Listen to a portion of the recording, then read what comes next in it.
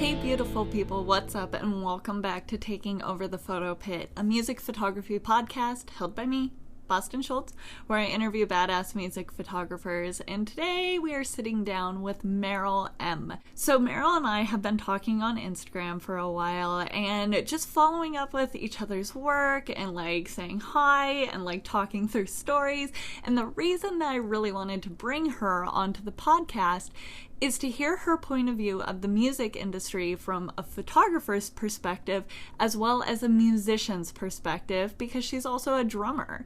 So I think that she's super sweet and super kind, and I was really excited to have her on the podcast and just sit down and let her explain her story and how she really fell in love with music.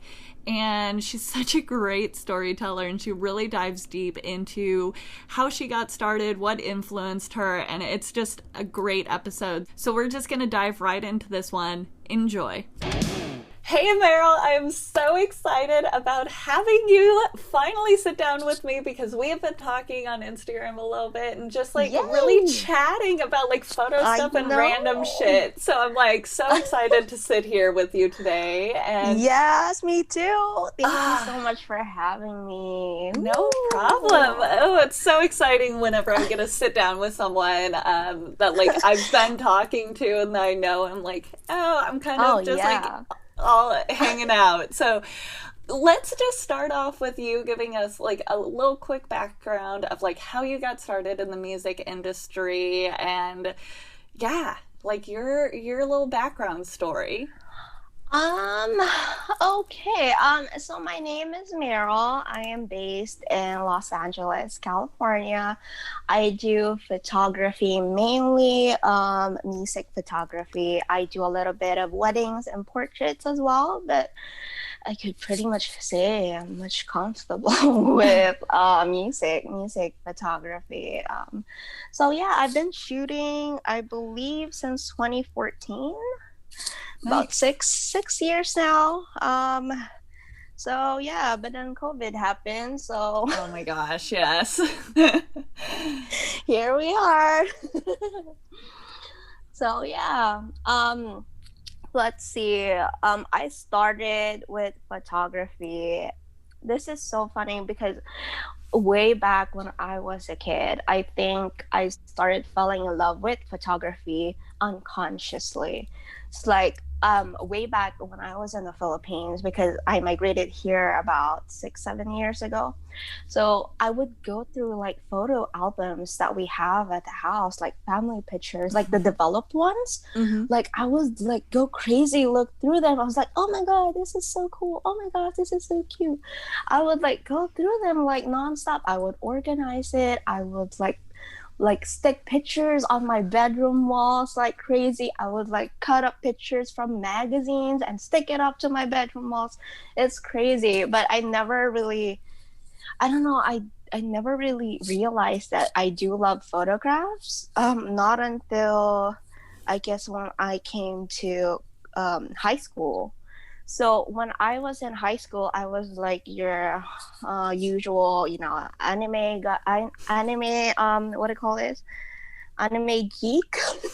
I like Japanese dramas, boy bands, all these dancing groups. I like dancing and everything. And so one day, one of my best friends was like, oh my gosh, you need to freaking listen to this band. This band is something. You need to listen to it now, seriously now.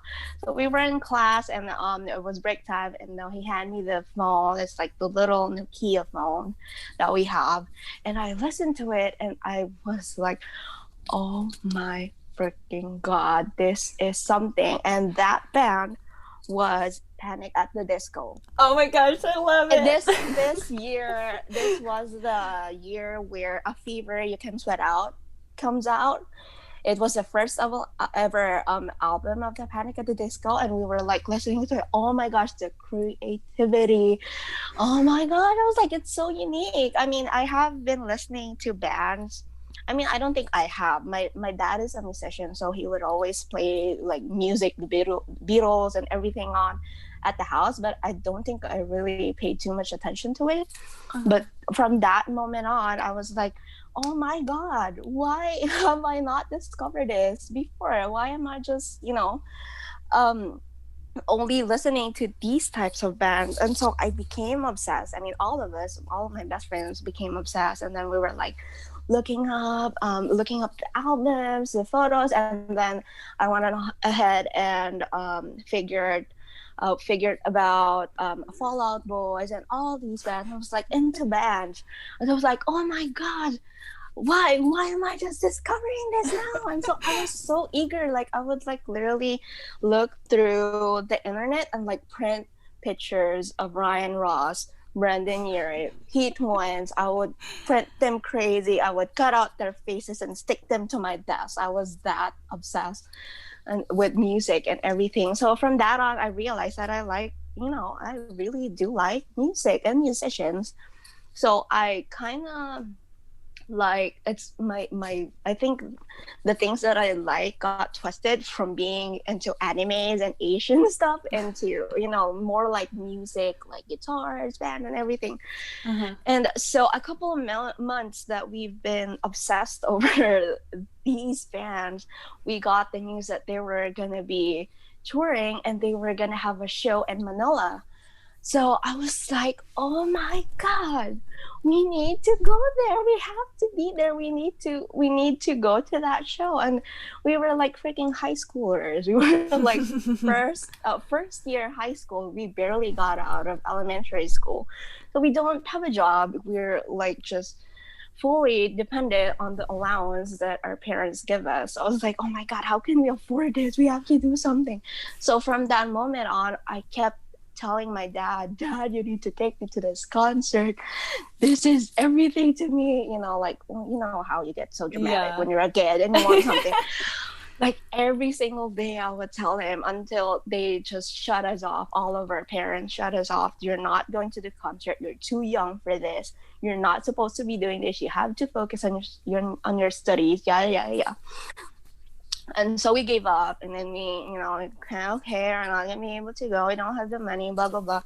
And so that day, I freaking remember the day. It was August 14, 2008. I would never forget that day.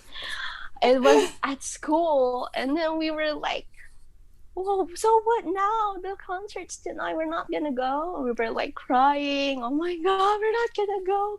This is gonna ruin our lives forever. We were so dramatic. Like, oh gosh, thinking about it now, we were so dramatic. But then right after school, I was like, okay, I'm gonna give him one more time. I'm gonna talk to my dad one more time, and let's see.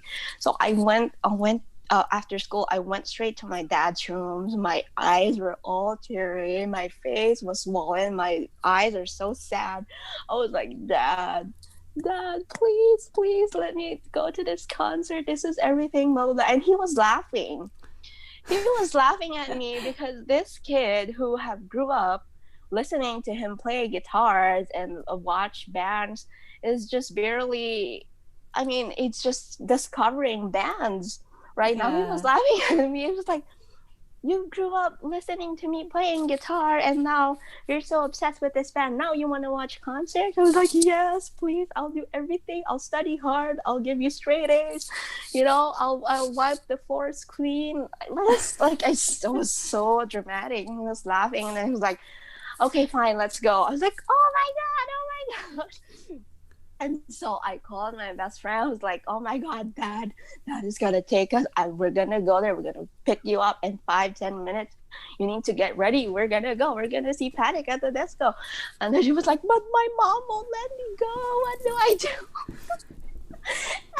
And then I went ahead and talked to her mom. And then my dad talked to her mom. And so we ended up going. And it was, oh my gosh, I was telling you, it literally changed my life. And just spiraled your whole deep dive into music. Oh my God. And then I was like, love it. Boom. I was like, after that night, I want to be a part of that. I want to be a part of that concert. It doesn't matter what I do. I want to be part of that. And so that moment on, and I realized my love for photography and music. And so, match the mode up. It's music photography, and that's how I don't know, I just really love to be a part of concerts and live music. I do believe that day of August 14, 2008 is really the day that my life changed forever, because ever since that day I've been dreaming of doing like what I've been doing right now. So I was like, oh my gosh. So yeah, I mean, I that's how I love that. basically started. That's how I basically figured out that I love photography. And looking back, I would remember, I did love photography, even though when I was young, because, like what I told you, I do obsessed about the photo albums that we have in our house. But Mhm. it was just after that moment that I figured that I am really in love with this, with this art. I don't know, it's something. Yeah. So So yeah. when you started in like music photography, like how did you dive into that? Did you just start bringing your camera to like local shows? Was it like super intentional that you were like, okay, I'm now gonna be a music photographer? Or like how did that come about? Okay, so with that, because when all those stuff happens with Panic at the Disco and stuff, I was in the Philippines, in my country, and then in 2013, we had to migrate here. Mhm. So it was my 18th birthday, and my sister, she knows how much I love, love, love photography. I don't have a job when I came here. I think on the first year that we came here, on my 18th birthday, she gave me my birthday gift, my very first DSLR camera. And Oh, I remember nice. it's a Nikon D3200 with a kit Oh, lens. yeah. I still have that. I mean, I shoot Th- Canon now, but I still have that that's camera. I so don't funny. know. I That was can't let my it go. my You're starter camera too, and I still have it. Yeah. Oh, yeah, yeah, I know, right? I can't let it go. I was like, I can make something out of this if I sell it, and then I could, buy another lens for Canon. So, but I was like, no, I can't let it go. It's my everything. It's the first baby that I have. So I was like, Yeah. it's still here with me.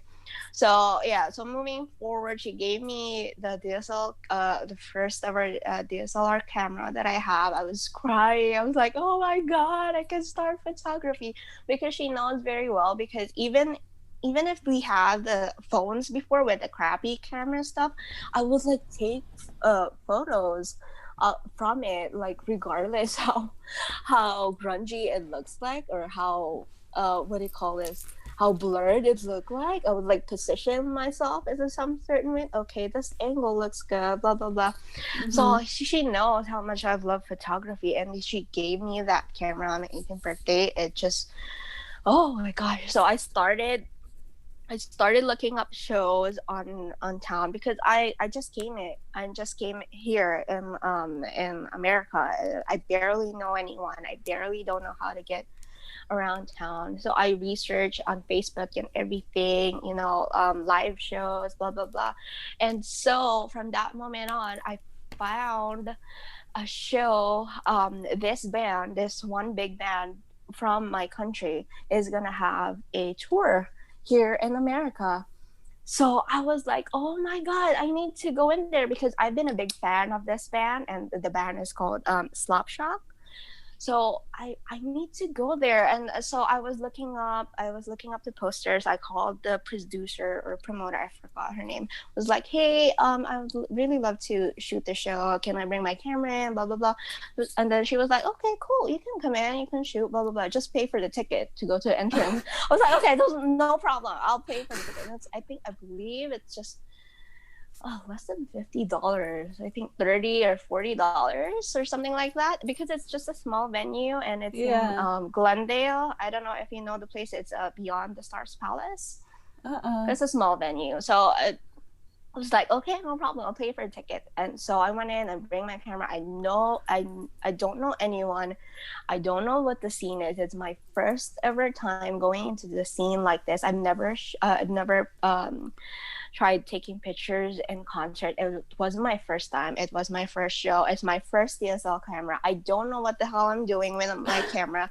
I'm just there, at front taking pictures. It's like, oh my gosh. I was like, just by like looking back right now, how fearless I am before. I wish I still have the guts right now. Now that I actually know how to operate camera, I wish I still have that guts that I have. So yeah, so I started with that show. I started my page and blah blah blah. So I started reaching out to different promoters and producers here, because I don't know, even when before COVID happened, I mainly shoot in the Filipino American music scene. Okay. So this is one thing that I'd love to let people know, that there is a Filipino music scene here in LA and other parts of the country too, because a lot of people back home, once if they know that you're migrating, your music life, whatever, it ends there because there's no more Filipino whatever. But here there is a music scene for Filipinos, and there is a community, and the community is awesome.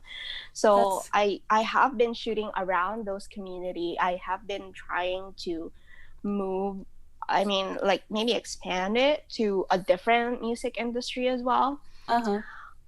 But then COVID happened, so yeah. so yeah. That's so cool that there's a scene here for that. And like it's so supportive, like, of a community that, like, yeah, that's awesome. It's crazy. It is crazy. And a lot of our of the shows that I've been able to shoot at are really big artists in my country. So I mean, like, looking back when I was, still in the Philippines, I would never have imagined that I would be able to take pictures of them. Because they are like legendary artists in the Philippines. They're like John Lennon, Beatles type. They're like that big in my country. So when I was there, I could only see them from a far away. I can barely even go and see their faces because they're that big.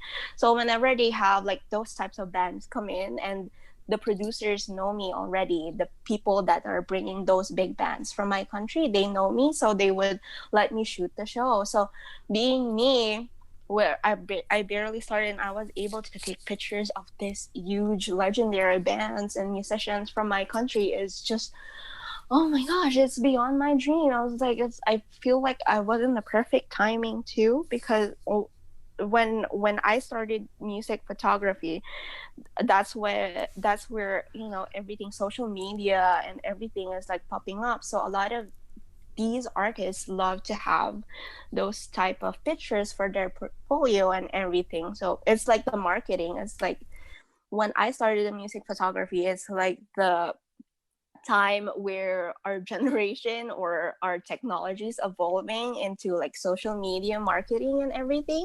So a lot of these producers really love it whenever I shoot, because they are able to use those photos as well for promoting stuff for their future shows.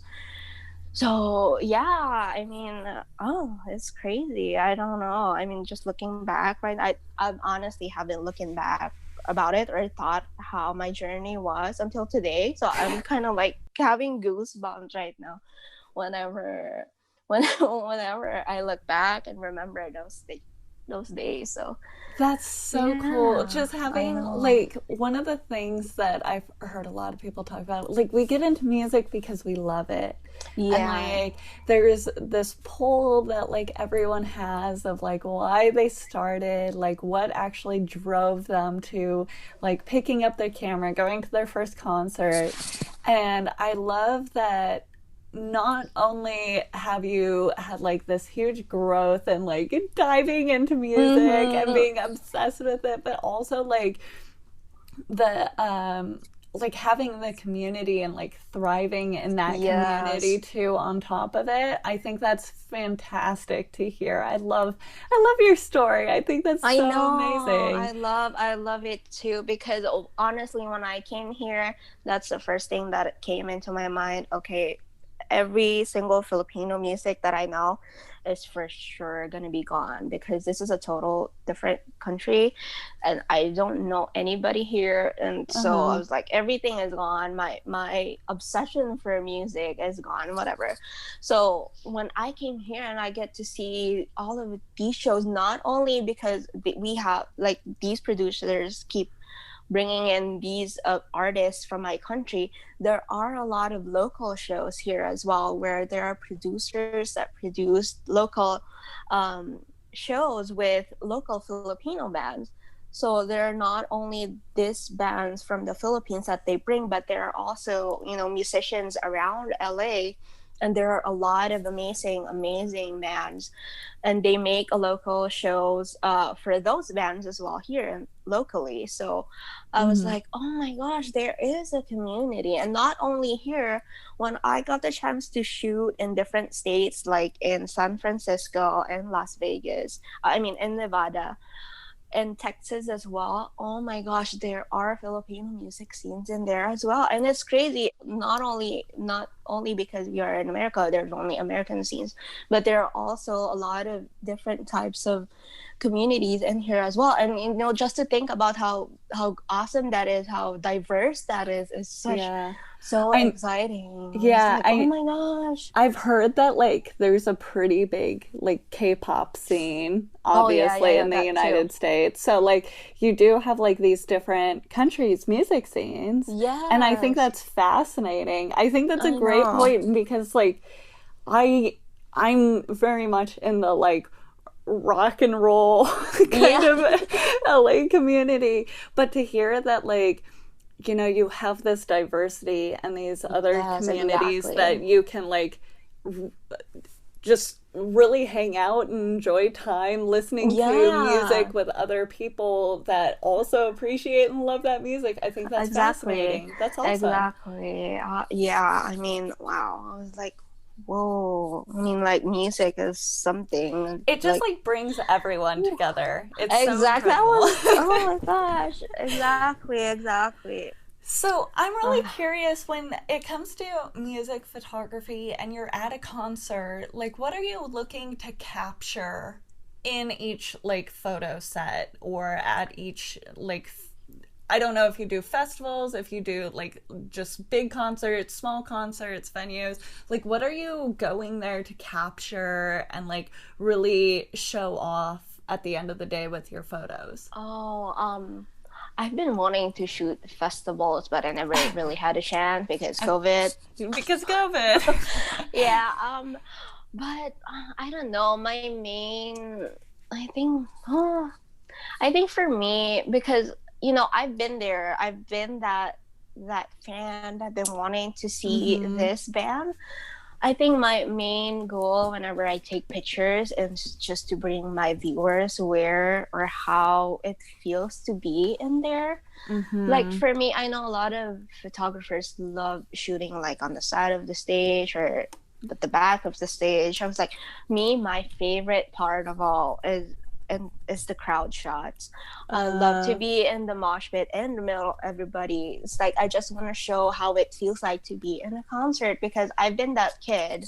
I've been that that music lover. I've been wanting to go to concert, but I don't have the money to go to. So I would just go ahead and go to the internet and watch YouTube or whatever. But yeah, I basically just want to show like people how it feels like to be in that spot whenever you're in the mosh pit, when people are singing their hearts out and everything. I guess I just want to show like how it feels like to be there, I because love I've that. been, yeah, because I've been there where like what I said, where you haven't where you cannot afford to go to concert, and when you cannot because you're too young and your parents are strict. So I want to be able to express that. And I also, besides doing like crowd shots, I love doing like behind the scenes one, Mm-hmm. because that is a part where a lot of people not get to have a chance to see and feel what it Mm-hmm. feels like. And I want to be able to share that, like how this is how they operate at the backstage. these are the other important people that are making this event happen too, not only just the artists or the photographers, but we all have all these people at the back as well helping to make everything happen for this event. I think the main goal for me is just to make sure that people felt like they were in that concert, most especially taking crowd shots, just the height of the moment. So Yeah. So yeah. how do you, I guess, land like gigs and shows for like shooting behind like the scenes backstage, going and shooting in the pit? Like, are you working with a publication right now? Are you just emailing on your own and reaching Mm-hmm. out? Are you coordinating with artists? Like, what's your way that you go about getting your jobs or gigs for music photography, and like what is your advice to people wanting to do more as a photographer? I guess because, well, I'm about to work for a publication actually, but then COVID happened. Um, so I mean, I guess in our, I don't know, in our music scene is different. Because we're just a small community. The producers, the musicians, and our community basically know each other, and Oh, so the okay. producers that work each other with the other states basically know each other. So I know those producers and they know me. So when I was starting, I would reach out to them. So I would Gotcha. message them. I would, hey, I'm this and this. Can I take a picture of this show? Can I get a photo pass for this show? Blah blah blah blah. Most of the time in our music scene, they would just ask us to pay for the ticket to just go in, and they would just let you have the camera inside. Mm-hmm. But then a lot of times there are people that would require photo passes as well, where there are like I think it depends on the productions. There are productions that they don't let people in the mosh pit because they have like those railing stuff, and Mm-hmm. there are productions that you can just go in and bring your camera. It doesn't matter, just pay for the ticket, whatever whatever you want to do.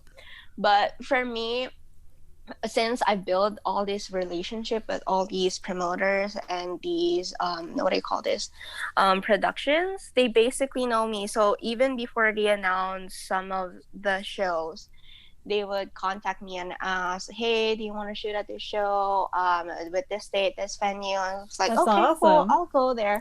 And I would ask them, even if I have a photo pass, even if I do get a go signal from the producer, yeah, go whatever you want. I would always ask the people in the venue, like, is it okay for me to go here? Hi, I shoot for this band. Is it okay if I step in?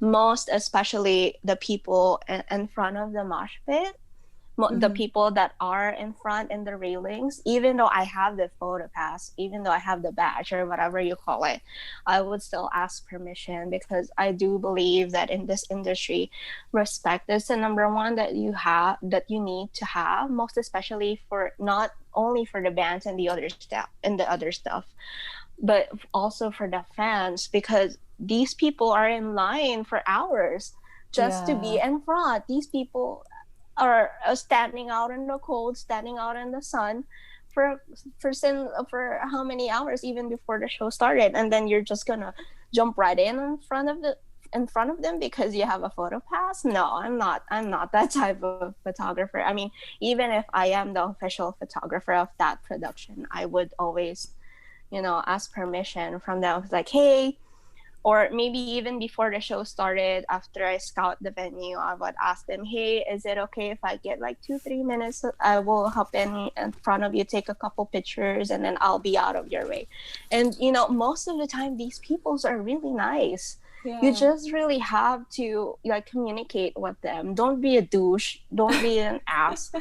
Don't be, oh my gosh, I've seen a lot of photographers, they would just be, oh, I'm an official. Look at my photo pass. You're not supposed to question me. I'm like, it does not work that way. You have to put in your shoes. Like, oh, these people have been in line for hours, and in our music scene, the bands that they go to, they don't come in here every week. They don't come in a show every month. These events are planned years apart. So this is probably the only time that they're going to be seeing this band from our country. So a lot of these people are waiting to see this band for a long time, and a lot of them are homesick, and they've been wanting to see this artist ever since they migrated in here. So you have to at least consider that. So I would always do that in the photo pit. I would ask them, hey, just 2 or 3 minutes. I'm out of your way, I swear. And then most of the time they are really nice. It was like, oh, you want to shoot here? Okay, come here. And then you'll see the other people at the other end. Oh, you can come in here too. Come on, you can shoot. And then it's funny because a lot of the time they would ask to get photographed as well. Oh, can you take a picture of for us? Sure. I was like, definitely, I'll take a picture of you. And I mean, I do believe respect and communication. Just being nice gets you so far. Everywhere. Yeah. Yes, gets you everywhere. And just by being in the backstage with all these productions, those three things, that's what got me in there. I communicate well with them. I respect them. If they don't allow me into the certain area, I respect that. If you need me to be here, if you need me in this time, I will respect that. And I do believe that's how I build these relationship with these productions as well. So that's why they trust me, and I have their trust. I can go to pretty much, all of the events that they've been doing, and they would give me photo passes, because they do trust me. They know how I do my job, and they know how I work well with the mosh pit, and I don't make any problems or anything.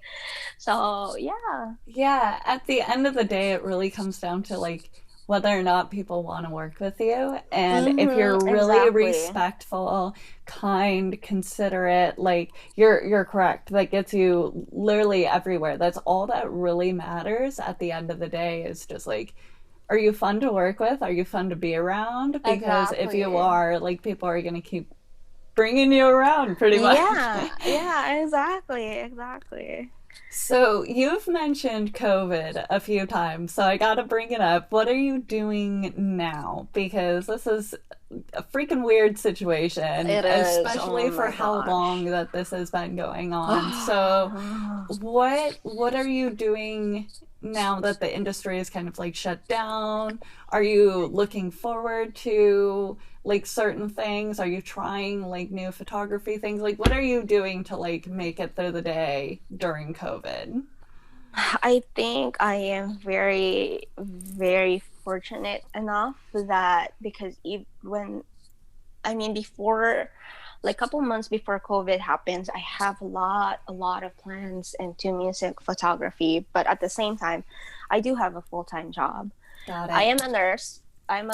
So nice. Yeah, so definitely I wasn't job wise and financial wise, I wasn't really affected, which I am very, very grateful for. So even though there's a lot of plan that had ruined because of COVID, but that's really the one thing that I'm always grateful for, because I am in the industry of healthcare. And but yeah, with COVID, I don't know, I'm really guilty of not fixing my website. I have the oh my gosh, are we all? Yes. When COVID happens, it started on March, right? I was like, okay, since I can't shoot any shows and I'm not gonna be backlogged with editing photos and stuff, I'll have the time to finally build my website. So that's what I'm gonna do. And guess what? It's November.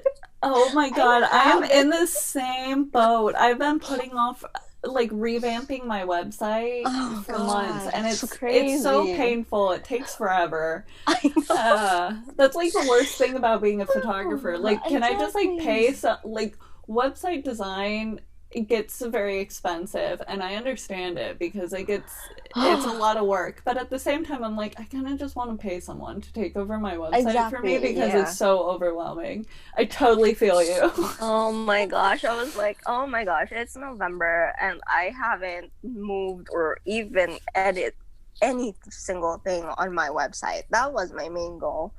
But guess what? It's November and December is next month and it's the end of 2020 and I haven't done anything on the freaking website. I I guess you find know that so funny. the hard part is choosing which pictures to put in there. Yeah. Because every single picture is like your baby and then you have to like pick which baby to put in there. I was like, this is so difficult. I mean, like, who does this? Yeah, especially when like you said that you've been shooting since like for what, 20, 6 years? yes. So like when you've been shooting for that long, like you're like, do I want to put in a photo from like, Of that. Yeah. 2016? It's like, okay, like you really Oh, have to like consider like your whole background of I photography, and it know. takes a long time. So feel you there. Oh my gosh. So yeah, I'm guilty. I'm so guilty of that. Whew. I'm also curious about this whole drumming thing. Oh wow. Because, like, okay, now you're a photographer, you're a nurse, and also you drum. So, like, Yeah. tell me about how you got into drumming. You did say that, like, your dad's a musician, so, like, I kind Yes, of get yes. that. But, like, how do you get into drumming? And, like, it's just, I need a background here. Okay, so I think, well, it's, oh my gosh, it's all because of Panic at the Disco, Oh really. my god, I love it. Yeah, so after that concert, how we got so obsessed with music and everything, the day after, me and my best friends are like, we need to build a band. We need to be in a Hmm. band so that we could be like them or we could tour and everything. You know how when you're a child and like, you could take on the world and everything. We were like that driven to make a band. And I only know how to play a couple of chords on the guitar during that Okay. time. And so my best friends was like, okay, I'll play the guitar and I'll play a keyboard, whatever. And I'm like, and then we were like, okay, I can play guitar. And then they were like, okay, but who's gonna play drums? And then all of us was like, no, nobody knows how to play drums. And then I was like, oh, okay, I'll play the drums since I have the instrument because my brother used to play drums. Oh my He god. had like, my dad bought him like a whole drum kit, a whole kit of cymbals, and he had lessons, like formal lessons. So there was a drum set at our house. I was like, okay, I'll take the drums since I already have the instrument. So that's when it started. It's crazy because I think my energy was so up and I was so inspired with that concert with Panic at the Disco. I feel Hmm. like I could like play drums even though I never sat on a drum set before. So what after that day that we figured that I was gonna be the one playing the drums for a band, I went down to our, like, I don't know what you call it. It's like a garage or whatever, but we have Hmm. like an underground whatever set up on our place before. I went down and sat on the drum kit and I was just like hitting all the drums. I was like hitting the cymbal, the drums, whatever, and I would play like Panic at the Disco music and I would like Oh play my with it. gosh. I don't even know what the hell I'm doing. And then my brother came home from school. He heard me. I was like, what the hell are you doing? Why are you making such noise? I was like, I'm playing drums. I mean, I want to learn. It was like that's not how you do it. And then he took up the drumstick from me. And then he taught me this beat, like, tuk, tak, tuk, tak. That's how you play drums. And then it's like, okay, I'll do that. And then I was doing it, uh, and then I just went straight to YouTube and learned the rest. That's awesome. Yeah. Do you play in a band, or is it just kind of like I a solo do. hobby Yes, thing? we do play. It's crazy because there are times that we would play in a gig and I would shoot at the same time. So I would be carrying all my drum gears with me, and then on the other side, I would be carrying all my camera gears Oh with my me. god. And I don't know, I'm so crazy, but at the same time, I love it. I was like, oh my God, it's like getting, it's like hitting two stones in one time or I something. I love it. So I it's I love crazy. that you're doing so much. That I like I know. love being around people that are like constantly like working and doing something and thriving, and like hearing you just being like, "Yeah, I also drum." Like it's no big deal. Like this is just fascinating to me. I love it. Oh my gosh. Ah, Yeah, now that I think about it, you know, I used to have those excuse to not work on my website. I used to have those excuse. Like, no, I don't have tonight. We have a gig. No, I have time yeah. today. I have a shoot. No, I have time today. I don't have I need to edit photos. But then COVID happens and I don't have any reason to not work on the website anymore. So Yeah. yeah. I'm glad to know that I'm not alone with the website thing. I have you, you know. We're both in Uh, this together, so we'll just harass each other on Instagram. Be like, are yeah, you yeah, working on your website? Because I need to work on my website. yeah. Hey, that's it. Have you like at least logged on your Wix account? No? Okay, the time. Come on, work it. Oh my gosh, I love it. Okay, Oh, it's so crazy. I have one like real actually like last main question for you, and Sure. that's this like overarching kind of question of like the industry, because we talked about you having kind of like a more tight knit industry that you normally sit in. But like, have you experienced any like prejudices or sexism from like working in the music industry, either as a photographer or as a musician? Like, do you think that there has been anything that has impacted you, like as a prejudice over the course of your career? So I guess in my experience, though I haven't really experienced any sexism when it comes to photography, because a lot of the people that I work with have been really, really respectful and kind. But I That's guess great. when it comes to drumming, when they know you're a female, they would be like, "Oh, you hit like a girl. Oh, you hit like a baby. Oh, you're not supposed to do that because you're a girl, and girls are not supposed to do boy stuff. You're supposed to be at home, and you're not supposed to go home late."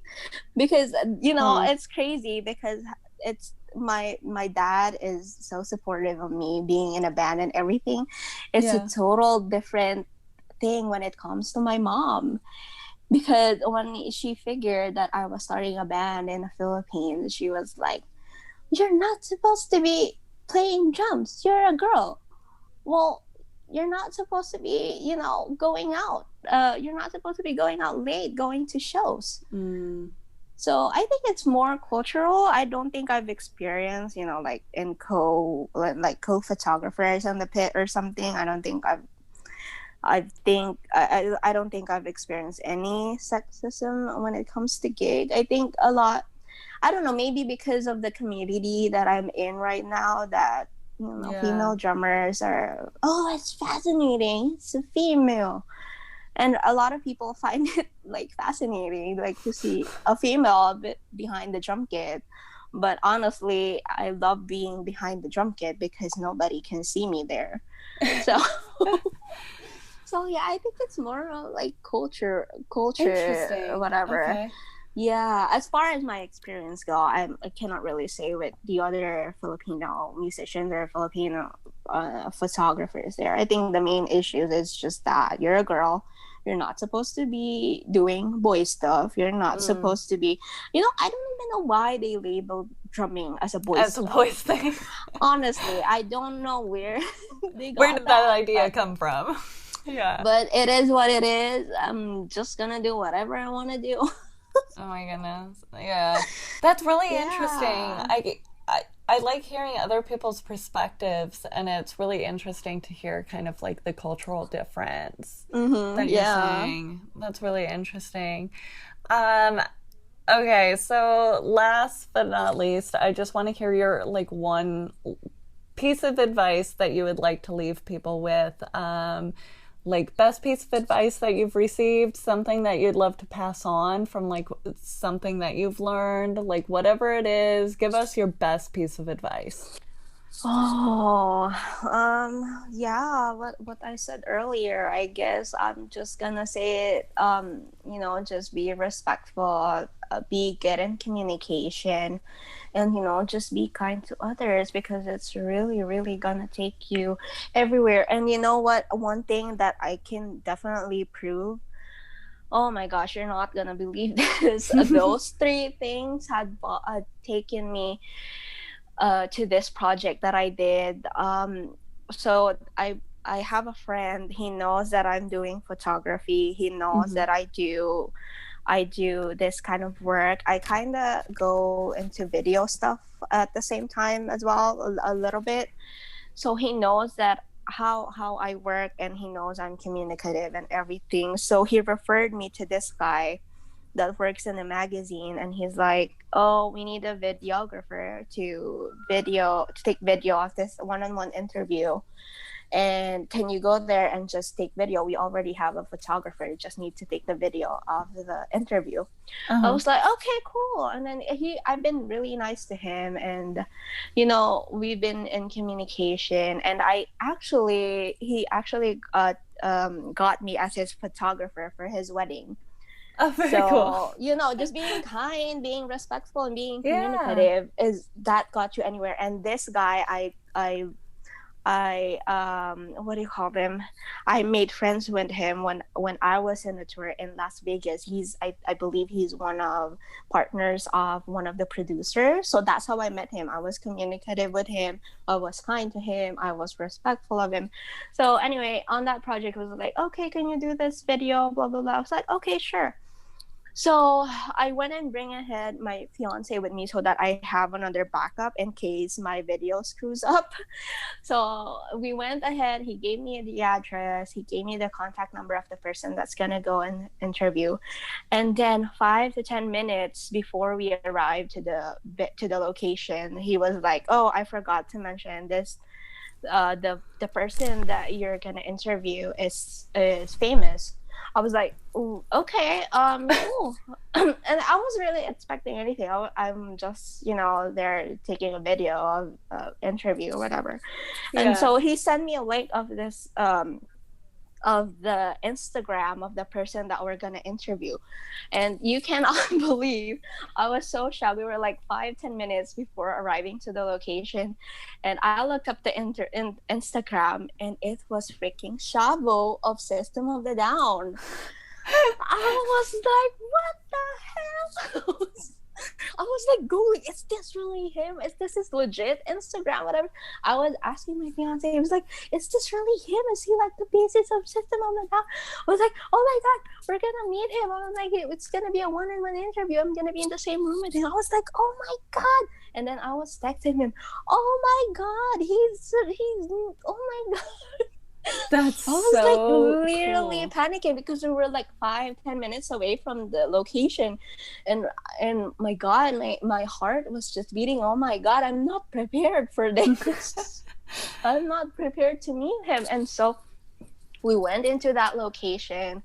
He came up to us, and he was so humble. Oh my God, Shabo is so humble. He has this studio. He took us to his studio, and he showed us a couple of rooms that we could do an interview. He was like, oh, this is the lighting. Oh, this is the room we could do an interview. Blah blah blah.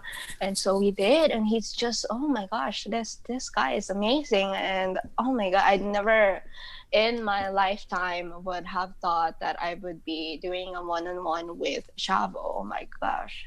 That's awesome. So And all yeah. from just being nice and Yes, polite and communicative, like we were exactly. just And talking about. That's yes, awesome. this guy, I'm not even close with him. When I met him, I was just, kind, and I was just, talking to him, hey. But he referred me to this magazine, and then I got to meet Chavo, and I was like, oh my God, it really does take you everywhere. I was like, This is oh my amazing. gosh. Oh, so yeah. I mean, guys, just be again, respectful of the people in the pit. You know, these fans have been there for hours. I mean, Yeah. don't just be an ass and stand, you know, in front of them, pulling up your camera up and, you know, blocking their sight and everything. And, you know, just be kind and be communicative. So I love it. yeah, I love it. Thank you so much, Meryl, thank for you so sitting much for down with having me. Oh my gosh, and like telling us your whole story and I'm so like how you happy. got started and all of just It's everything. crazy. I love it. Thank you. Thank you so So much. much. And for everyone listening, there will be links to Meryl's stuff down in the description of Awesome. this podcast. So please go check her out and send her some love. But again, Yay! thank you so much for hanging out with me. you. And I can't wait to see you in the pit.